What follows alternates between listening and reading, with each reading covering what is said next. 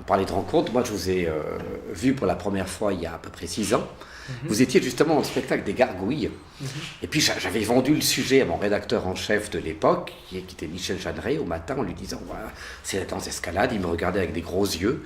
Et puis quand je suis arrivé avec les photos des Gargouilles, justement, il avait la mâchoire qui tombait. Il regardait ça en me disant mais c'est pas possible ce truc-là. Puis ça existe en Valais. Et il n'en revenait pas. C'est quand même une singularité très, très particulière, cette danse escalade. Oui, bon, bah voilà, c'est vrai que moi je me rends pas vraiment compte à quel point c'est singulier, je veux dire, en Valais. Alors vous faites de l'effet à Lausanne, ça je peux vous dire, ouais, là c'est bon. Ouais, hein. tant mieux, non, mais pour dire que ça me choquerait pas non plus qu'il y ait 10 compagnies en Suisse. J'ai l'impression que, enfin, ça m'étonne qu'il n'y ait pas plus de compagnies qui proposent ça. Donc, ouais, moi je me rends pas vraiment compte à quel point c'est tellement unique. Mais c'est vrai qu'il y a beaucoup plus de compagnies américaines. Actuellement, françaises. vous êtes les seuls en Suisse. Ouais, alors typiquement, j'ai même pas vérifié ce genre d'informations. Ouais. Donc, ouais. Bon, après tout, c'est pas ça l'enjeu, quoi. Mais vous vous rappelez à la base, parce qu'en fait, la question précédente amenait celle-ci, c'était de se dire quel a été un moment le percuteur, l'étincelle qui a fait que vous avez eu envie de créer ça ici, en Valais. Bon, bah, ma petite histoire, c'est que en fait, j'ai fait une école de cinéma sur Lausanne. Après avoir fait un apprentissage d'électronicien où je me suis un peu perdu pendant pas mal d'années. Et puis, du coup, bah, j'ai fait cette école. Vous étiez à l'école, sans dire de bêtises. Oui, ouais. c'est ça, en cinéma. Et en sortant de cette école, je sentais que j'avais besoin de me reconnecter à des choses qui m'animaient, enfin, qui allaient peut-être m'animer plus. En tout Vous cas, étiez un peu me retrouver. déconnecté face à certaines réalités. Ouais. C'était trop artistique et pas assez concret. Bah, j'étais, disons, plutôt, je me sentais un peu, pas passé à la moulinette, disons, de l'école artistique qui formate beaucoup. Et puis, du coup, je suis sorti de là, j'ai plus trop envie de faire des films. Ça vous plaisait pas? Non, mais disons que je sentais qu'il fallait maintenant retrouver ce qui allait de nouveau m'animer, voilà. Et bizarrement, j'ai eu l'intuition de faire une formation de prof de grimpe. Voilà, donc un vieux rêve. Vous êtes un peu tordu là quand même. Ouais, on passe de la caméra soudainement à se trouver suspendu à une corde. Je vois pas le lien, mais vous allez me le dire. Ouais, puis notamment avec l'enseignement. L'enseignement a priori c'est pas. Ah non, pas tout à fait. Mais voilà, j'ai eu envie de faire ça. Et puis en faisant ça, j'ai rencontré des Valaisans qui justement avaient envie de monter. De créer quelque chose d'artistique avec ça. Et du coup, de fil en aiguille, en fait, on a démarré cette compagnie avec justement la partie vidéo qui m'incombait et puis la danse escalade avec les autres. Et on a commencé à mélanger tout ça. Donc tout ce que vous faites est regardé d'un point de vue global. Hein. À la fois, il y a le spectacle qui va se dérouler. Vous n'êtes pas sur une bête scène. Une bête, c'est peut-être pas le classique. Classique, voilà. Vous êtes dans les airs, vous faites vos spectacles dans les airs. Et vous avez aussi un rendu visuel, moi, qui me bluffe assez quand je regarde vos vidéos sur votre site. Bah merci bien. Oui, déjà ça, mais vous voyez vraiment le tout de façon globale, c'est pas sectorisé. Non, justement, dès le départ, c'était le mélange de la vidéo, de la projection vidéo sur des modules grimpables qui sont à la fois au sol, qui peuvent voler. Ouais. Le but, c'est de pouvoir... on a toujours eu envie de...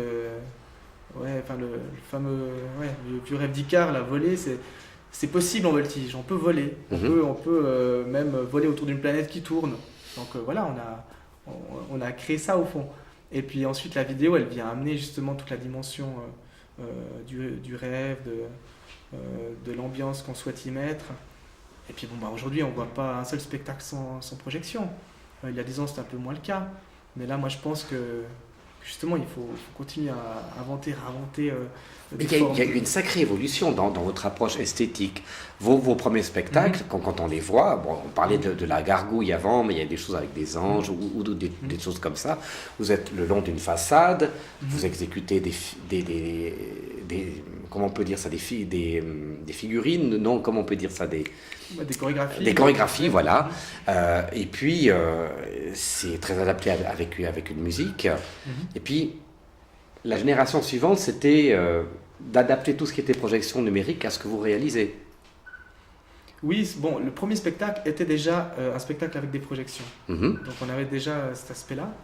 Et puis là, ce qu'on a, disons, développé plus, c'est aussi la possibilité de pouvoir bouger avec notre spectacle. Parce que ça, c'est quand même essentiel de pouvoir le jouer plusieurs fois, justement pour trouver cette qualité artistique, pouvoir vraiment le faire suffisamment pour que ça soit fort. Oui.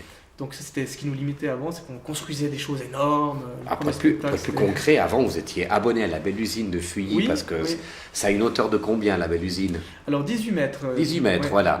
Ça, c'était l'idéal pour vous. Ah, c'est magnifique. D'ailleurs, on prévoit de faire quelque chose en 2016 pour les 10 ans de la compagnie à la Belle Usine, justement.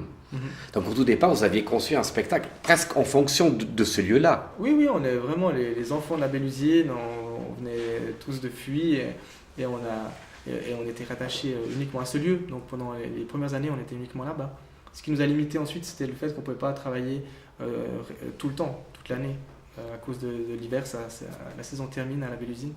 Alors on était chaque fois en création, soit à la fin de la saison, soit au départ de la saison. Et on était jeunes.